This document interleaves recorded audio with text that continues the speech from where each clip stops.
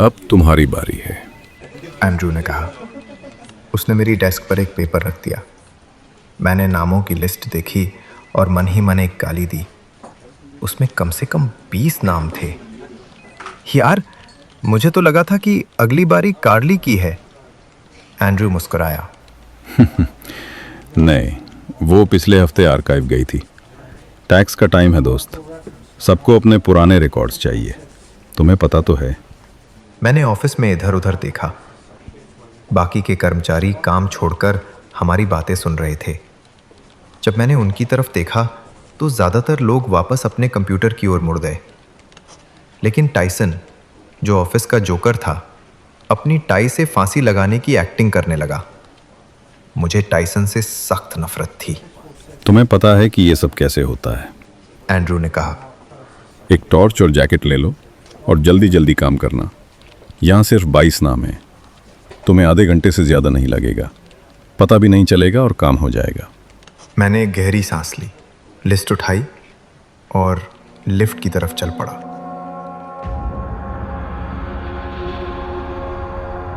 नमस्कार, आप सुन रहे हैं अधूरी चीख यूट्यूब चैनल, जहां आपको हर बार एक नई और डरावनी कहानी सुनाई जाती है।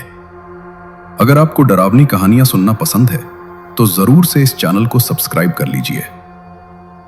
आज आप सुनेंगे लेखिका डार्सी कोट्स की लिखी हुई कहानी सब बेसमेंट। डार्सी कोट्स ऑस्ट्रेलिया की एक बहुत मशहूर लेखक हैं। वो डरावनी और सस्पेंस वाली कहानियां लिखने के लिए जानी जाती हैं। उन्होंने 20 से ज्यादा किताबें लिखी हैं और उनमें से कई किताबें बेस्ट सेलर रही हैं। शुरुआत में वो अपनी किताबें खुद ही अमेज़न पर पब्लिश करती थीं। बाद में एक बड़ी कंपनी ने उनकी किताबें बेचना शुरू किया, जिससे और भी ज्यादा लोग उनकी किताबों को पढ़ पाए। सुनते रहिए डार्सी कोट्स की लिखी हुई कहानी सब बेसमेंट।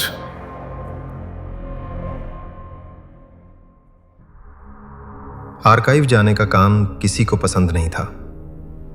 इसका मतलब था बिल्डिंग के सबसे निचले फ्लोर पर जाकर उन कस्टमर्स की पुरानी फाइलें लाना जो अब हमारे साथ नहीं थे। हमें आमतौर पर वहां अक्सर नहीं जाना पड़ता था, लेकिन पिछले महीने से बहुत से पुराने कस्टमर्स को अपने टैक्स के लिए फाइलों की जरूरत पड़ रही थी। मैं पहले सिर्फ एक बार 8 महीने पहले वहां गया था, 2 फोल्डर लेने के लिए। मैं दोबारा वहां नहीं जाना चाहता था। आर्काइव वाला फ्लोर बिल्डिंग के नक्शे पर नहीं था। ज्यादातर लोग उसे बस सब बेसमेंट कहते थे।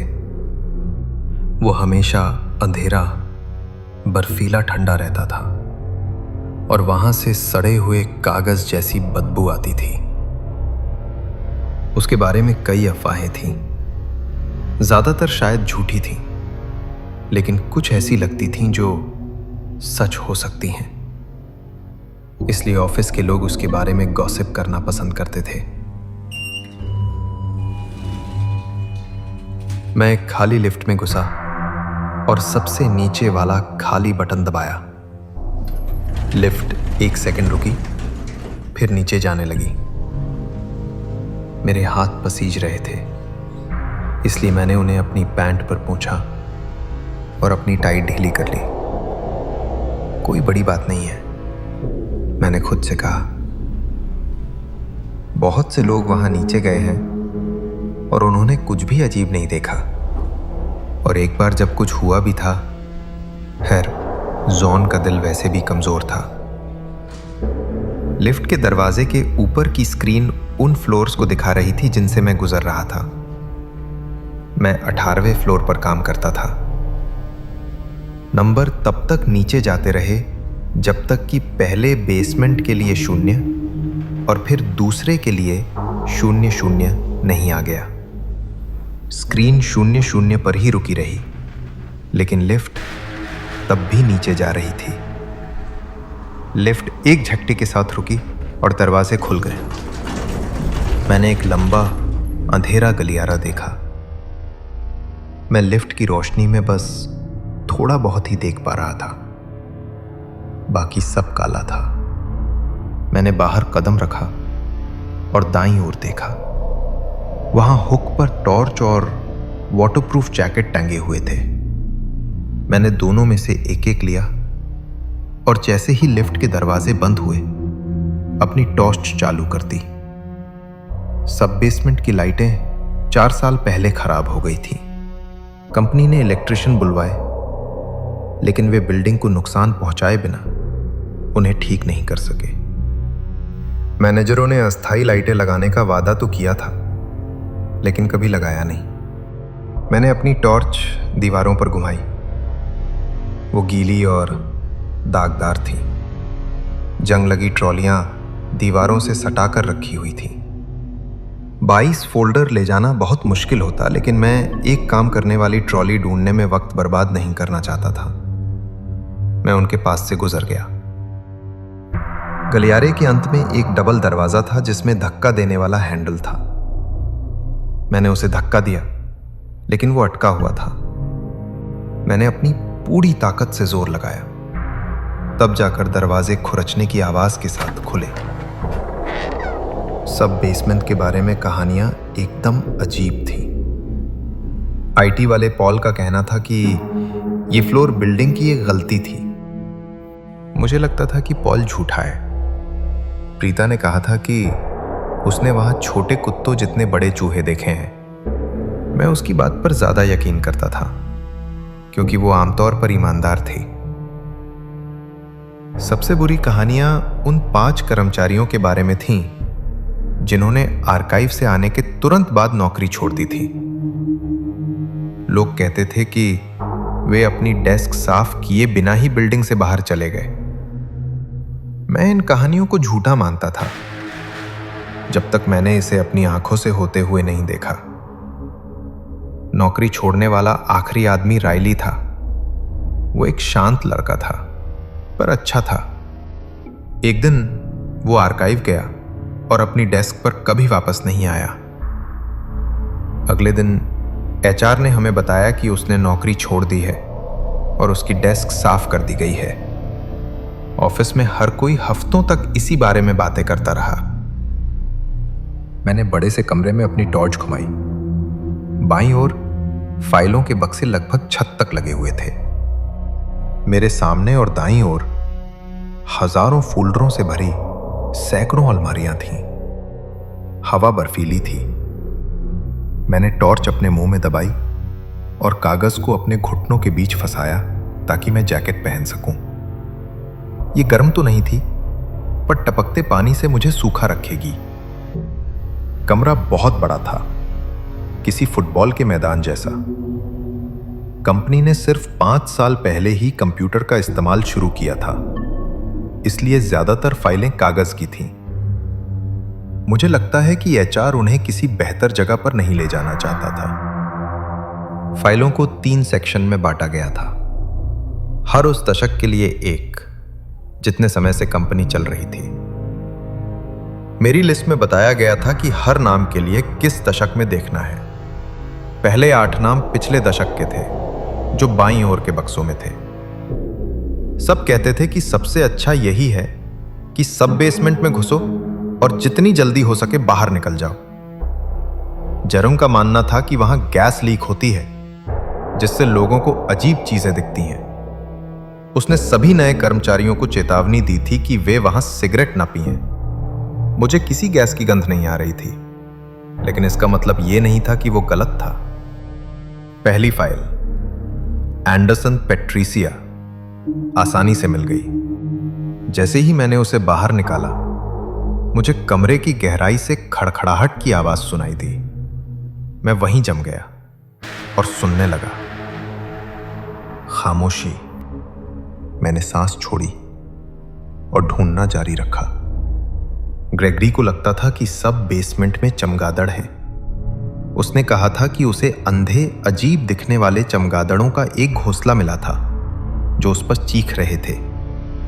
मुझे दूसरी और तीसरी फाइलें एक साथ मिल गईं और मैंने उन्हें बाहर निकाला। मैंने अपना छोटा सा ढेर फर्श पर रखा और चौथे नाम की तलाश करने लगा। कोई चीज मेरी एड़ी से रगड़ खा गई। मैं उछलकर पीछे हटा, और अपने पीछे की अलमारियों से टकरा गया। जैसे ही मैंने टॉर्च को जमीन की ओर किया, उसकी रोशनी कांप रही थी। मुझे तब बेहतर महसूस हुआ जब मैंने देखा कि यह सिर्फ प्लास्टिक का एक टुकड़ा था जो बक्सों के नीचे से बाहर निकला हुआ था। मैं वापस ढूंढने लगा और मुझे लगा कि कोई नुकीली चीज मेरी गर्दन से चिपक गई है। मैंने उसे हटाने के लिए हाथ मारा। जब मैंने अपना हाथ हटाया तो मैंने अपनी उंगलियों पर एक बड़ा काला कीड़ा देखा। यह चपटा था, जिसके 6 कांटेदार पैर मेरी त्वचा में धंस रहे थे और बड़े बड़े जबड़े थे। मैं चिल्लाया और उसे झटकने की कोशिश की, लेकिन उसने और कसकर पकड़ लिया। मैं डर गया और अपने हाथ का पिछला हिस्सा एक शेल्फ पर दे मारा। कीड़े का शरीर कांपा और वो फर्श पर गिरकर शेल्फ के नीचे भाग गया। जब मैंने अपने हाथ को देखा, मैं तेजी से सांस ले रहा था। वहां छोटे छोटे कट्स लग गए थे और उनमें जलन हो रही थी। तभी मुझे अपनी बांह पर कुछ हिलता हुआ महसूस हुआ। मुझे एहसास हुआ कि मेरी पीठ पर और भी चीजें हैं। मैंने धीरे धीरे अपनी बांह पर रोशनी डाली। एक बड़ा कीड़ा मेरी कोहनी पर था, एक और मेरे कंधे पर था। मैंने अपनी टॉर्च गिरा दी। मैंने अपनी सांस रोकी और जैकेट के बटन खोले। मुझे अपनी पीठ पर 2 कीड़ों के हिलने का एहसास हुआ। मैंने अपनी आंखें कसकर बंद कर ली। आखिरकार मैंने आखिरी बटन खोला, जैकेट को कंधे से उतार कर फेंका और उससे दूर कूद गया। मैंने जल्दी से अपनी टॉर्च और कागज उठाया। मैंने जैकेट पर रोशनी डाली। 2 कीड़े प्लास्टिक में छिपे हुए थे। मैंने कांपती हुई सांस छोड़ी और यह पक्का करने के लिए अपने बाल, गर्दन और पैर चेक किए कि कहीं और तो कोई नहीं है। जब मैं शेल्फ से टकराया था तब वे जरूर मुझ पर गिरे होंगे। मैंने इतने बड़े कीड़े कभी नहीं देखे थे। जल्दी काम कर, मैंने खुद से कहा। फोल्डर उठा और निकल यहां से। मैंने जैकेट को फर्श पर ही छोड़ दिया और किसी भी शेल्फ को छुए बिना काम पर वापस लग गया। मुझे अगले कुछ फोल्डर मिल गए और मैंने उन्हें दरवाजे के पास एक ढेर में रख दिया। फिर मुझे एक ऐसी फाइल खोजनी पड़ी जो गलत जगह पर थी।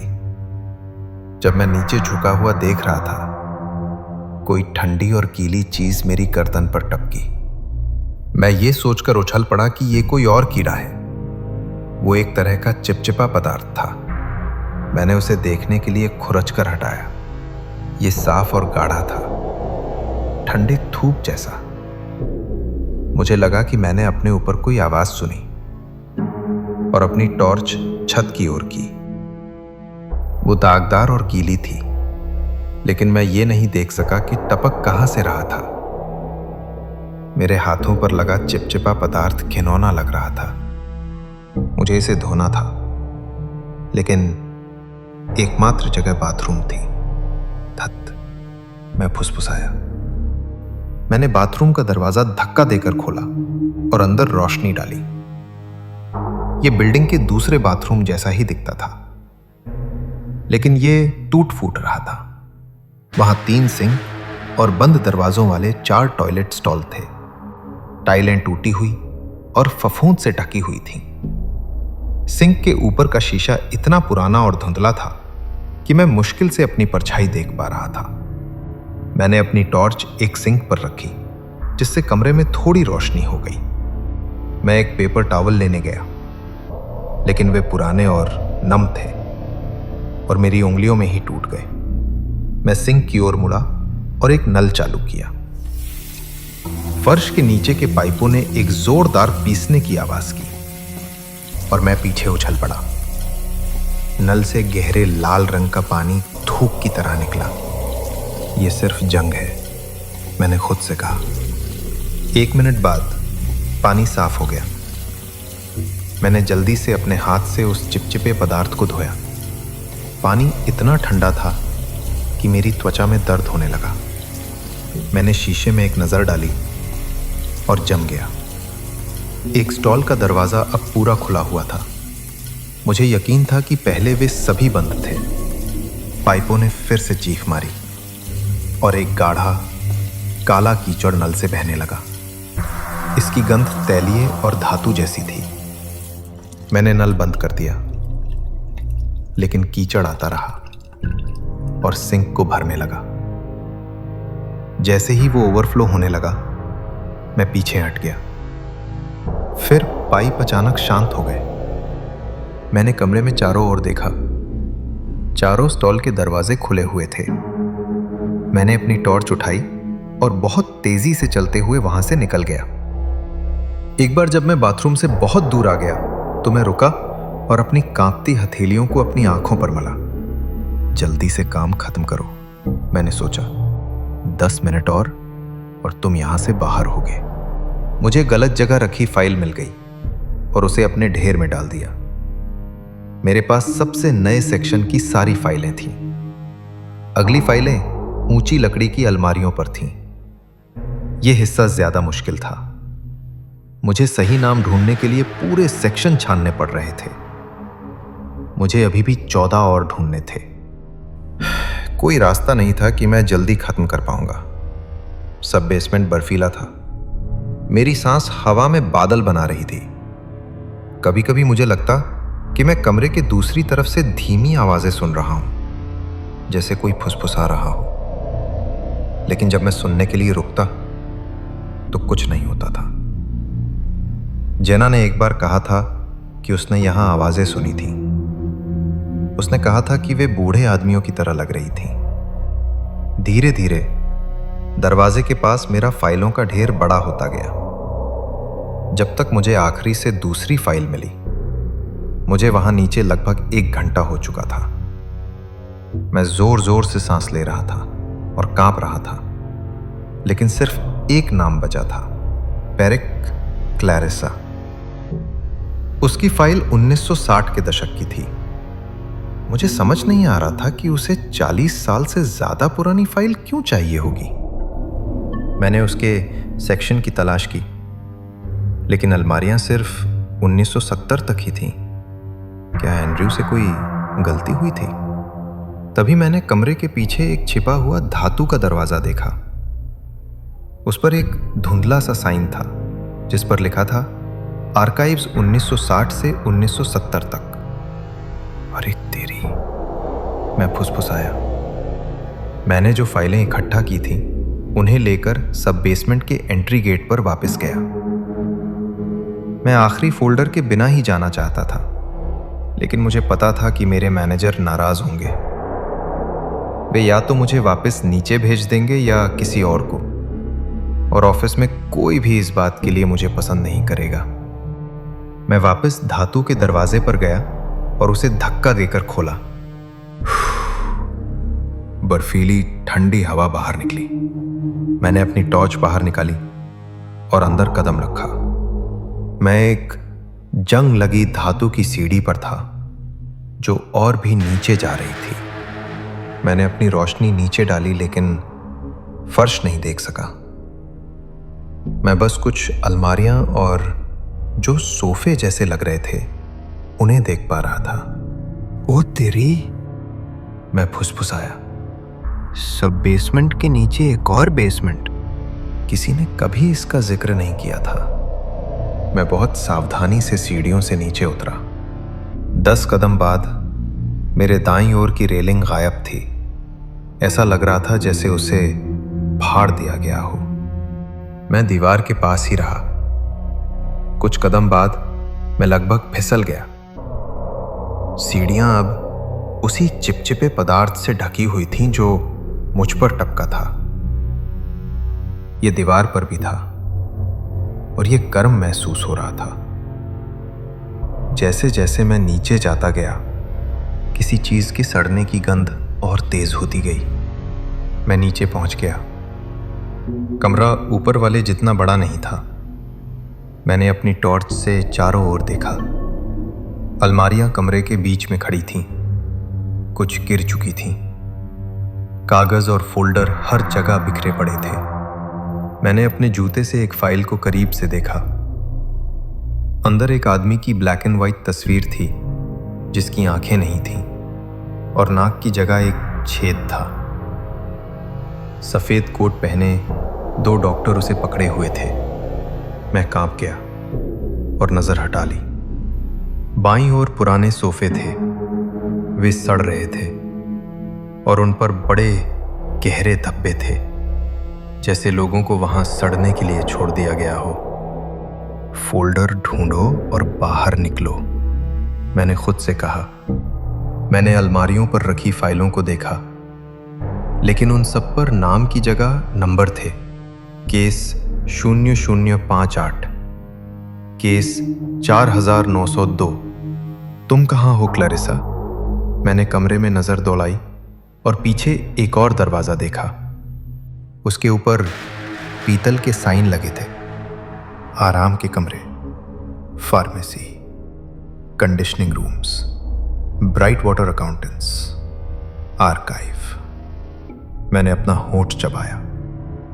मुझे लगा था कि हमारी कंपनी ब्राइट वाटर पूरी बिल्डिंग की मालिक है। शायद पहले यहां कोई और बिजनेस था। शायद ये ब्राइट वाटर का पहला ऑफिस था और इसीलिए क्लैरिसा पेरिक जैसी पुरानी फाइल यहां थी।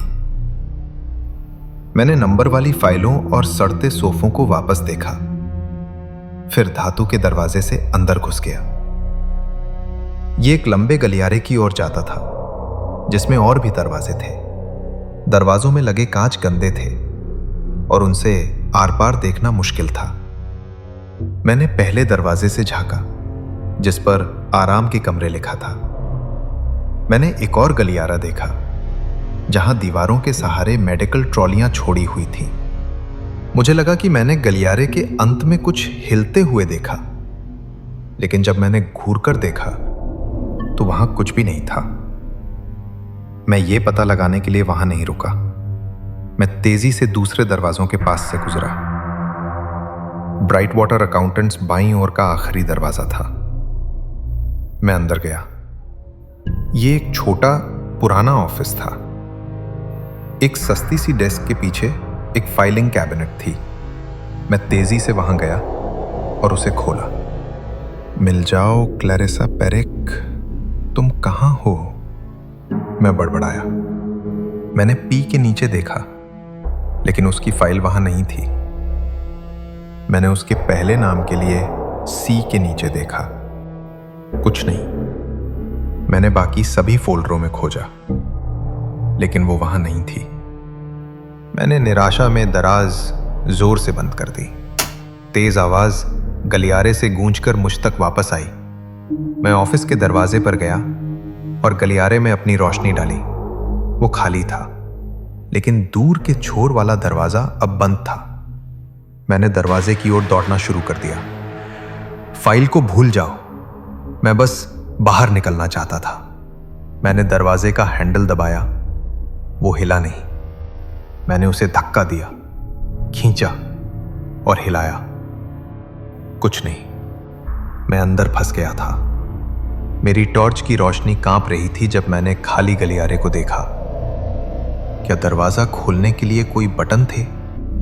नहीं, बस दागदार दीवारें और खाली धातु के दरवाजे। मैं घुटनों के बल बैठ गया और शांत होने की कोशिश की। अगर मैं ज्यादा देर तक गायब रहा तो वो मुझे ढूंढने आएंगे, मैंने सोचा। ठीक वैसे ही जैसे वो जोन के लिए आए थे। मुझे याद आया कि वे जोन को सब बेसमेंट से एक बॉडी बैग में ले जा रहे थे। मैं खड़ा हो गया। बिल्डिंग्स में 2 निकास होते हैं। बाहर निकलने का कोई और रास्ता जरूर होगा। मैंने कमरे चेक करना शुरू कर दिया। अकाउंटेंट का ऑफिस एक बंद गली थी, फार्मेसी भी। कंडीशनिंग रूम्स का दरवाजा बंद था। अब बस आराम के कमरे बचे थे। हैंडल चरमराया, लेकिन दरवाजा खुल गया। मैं वापस उस लंबे गलियारे में था जहां मेडिकल ट्रॉलियां थीं। मैंने पहले दरवाजे से रोशनी डाली। मैंने एक धातु की मेज देखी जिस पर चमड़े के पट्टे लगे थे। फर्श पर धब्बे थे। अगले कुछ कमरे छोटे बेडरूम थे जिनमें जंग लगी चारपाइयाँ थीं और हर एक के ऊपर एक ही पेंटिंग टंगी हुई थी। एक पेंटिंग बिना आंखों वाले चेहरे की थी। गलियारा एक कोने में मुड़ गया। जैसे ही मैं चला, मुझे अपने पीछे खिसकने की आवाज सुनाई दी। मैं जम गया। आवाज बंद हो गई। क्या ये गूंज थी? मैंने अपना जूता रगड़ा। कोई गूंज नहीं। मैं फिर से चलने लगा, तेज और तेज, जब तक कि मैं दौड़ने नहीं लगा। मैंने और किसी कमरे में नहीं देखा। मैं बस बाहर निकलना चाहता था। मैं एक और कोने से मुड़ा और एक डबल दरवाजा देखा, जैसा सब बेसमेंट के एंट्री गेट पर था। मुझे एक ही समय में पसीना आ रहा था और मैं कांप रहा था। मैंने दरवाजे की कांच की खिड़की पर अपना चेहरा दबाया, लेकिन वो इतनी धुंधली थी कि कुछ दिखाई नहीं दे रहा था। मैंने एक गहरी सांस ली और हैंडल नीचे दबाया। दरवाजा खुल गया। मैं राहत से लगभग हंस पड़ा। मेरे सामने ऊपर की ओर जाती एक सीढ़ी थी। फिर मैंने अपनी टॉर्च उठाई और मलबा देखा। सीढ़ियां भूस्खलन की वजह से बंद थीं। चट्टानें, ईंटें और मिट्टी ऊंची ढेर में जमा थीं, जिससे बाहर निकलने का रास्ता बंद था। शायद मैं इसे खोद कर पार कर सकता हूं। अगर मैं इसे पार कर सका तो मैं लिफ्ट तक पहुंच सकता हूं और नौकरी छोड़ सकता हूं, ठीक उन सभी की तरह जिन्होंने इससे पहले बेसमेंट रन किया था। पूरा इलाका मोटी धूल से ढका था। मैंने धीरे धीरे मलबे पर चढ़ना शुरू किया। मैंने एक अजीब चीज देखी। धूल में और भी पैरों के निशान थे। वे मेरे से ज्यादा पुराने थे और छोटे जूतों से बने थे। कोई और यहां आया था। मैं मलबे के ढेर पर निशानों का पीछा करते हुए ऊपर गया। चोटी के पास निशान रुक गए। रास्ता पूरी तरह से बंद था। मैं कंक्रीट के एक टुकड़े पर बैठ गया। मेरे दाईं ओर मैंने एक अजीब आकार देखा। मैं पीछे उछला और उस पर अपनी टॉर्च डाली। कोने में एक इंसानी शरीर था, जो एक फोल्डर को पकड़े हुए सिमटा हुआ था। त्वचा सूखकर हड्डियों पर कसकर खिंच गई थी। आंखों के गड्ढे खाली थे और उसका मुंह खुला हुआ था।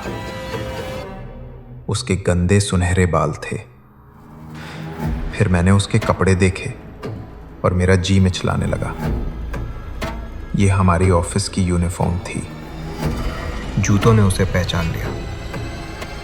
लाल बकल वाले चमड़े के जूते। ऑफिस में सिर्फ एक ही व्यक्ति ऐसे जूते पहनता था, जोन। मेरा दिल तेजी से धड़क रहा था। यह जोन नहीं हो सकती, मैंने सोचा। हम सबने उन्हें उसे बाहर ले जाते हुए देखा था, लेकिन यह सच नहीं था।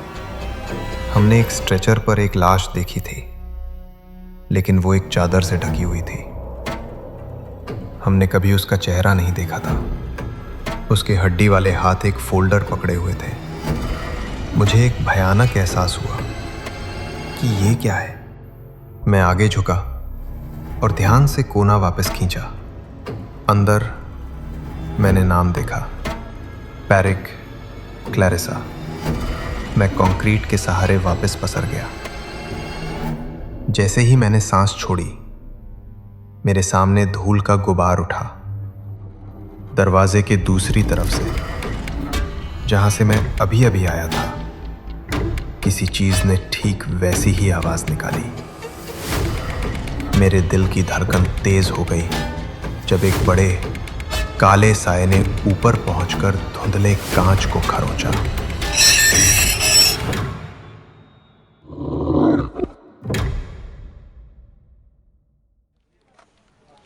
एंड्रयू मैट की खाली डेस्क के सहारे अपनी बाहें बांधे खड़ा था।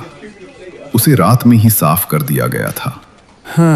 दुख की बात है, मैट ने कल दोपहर अपना इस्तीफा दे दिया था। उनके बॉस थॉमसन ने स्टाफ से कहा। वो एक बेहतरीन कर्मचारी था और हम उसके अच्छे भविष्य की कामना करते हैं। हम 1 हफ्ते के अंदर एक नए कर्मचारी को काम पर रख लेंगे। धन्यवाद।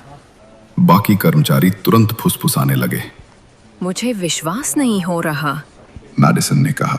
मुझे लगा था कि उसे ये नौकरी बहुत पसंद है। तुम जानते हो इसका क्या मतलब है ना? जैकब ने कहा। ये छठा व्यक्ति है जो बेसमेंट रन के बाद नौकरी छोड़ गया है। वहां नीचे कुछ तो गड़बड़ है। तुम्हें पता है, अपनी आखिरी ट्रिप के दौरान मैं... एंड्रयू ने सुनना बंद कर दिया जब एक भारी हाथ उसके कंधे पर पड़ा। वह मुड़ा और देखा कि थॉमसन मुस्कुरा रहा था। Andrew, right? मेरे पास तुम्हारे लिए एक काम है। देखो, जब मैट शुक्रवार को फोल्डर ला रहा था तो वो एक भूल गया, क्लैरिसा पेरिक। मैं तुम पर भरोसा कर सकता हूं कि तुम इसे हमारे लिए ढूंढ लाओगे, है ना? जरूर।